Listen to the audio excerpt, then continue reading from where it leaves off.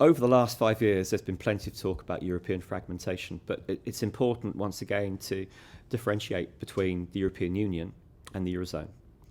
If a country leaves the European Union, then that has implications for markets, but nothing like as serious as a country leaving the Eurozone. And in particular, from 2010, particularly to around the middle of 2012 and periodically afterwards, the speculation has that Greece might leave the Eurozone.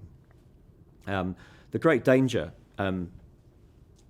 during the beginning part of that period was that you get a contagion effect, i.e.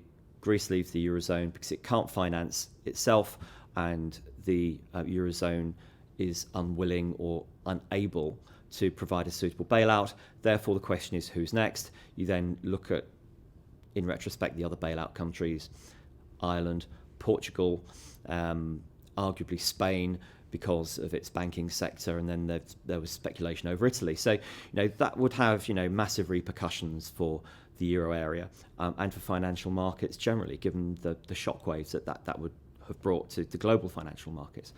We're not in that situation at the moment.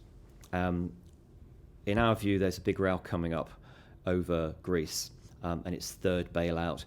It's trying to conduct the first review of that third bailout.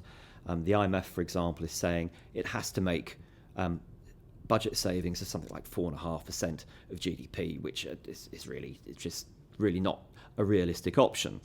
And Greece has big debt maturities coming up in July. So it may well be that markets begin to speculate about Greece leaving the Eurozone at some stage. Now, I don't think that will happen, but speculation might be there.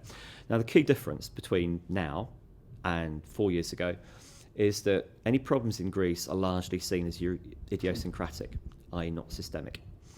And there's a fair chance that, hypothetically, I stress, if Greece were to leave the Eurozone, then you'd see some shockwaves in Eurozone markets, but that would die down.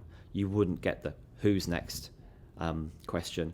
And then the most important question, which is, well, will the euro as a single currency survive? I think the European Central Bank has dealt with those issues very well. And I think markets are on a reasonably sufficiently firm footing to swipe those questions aside.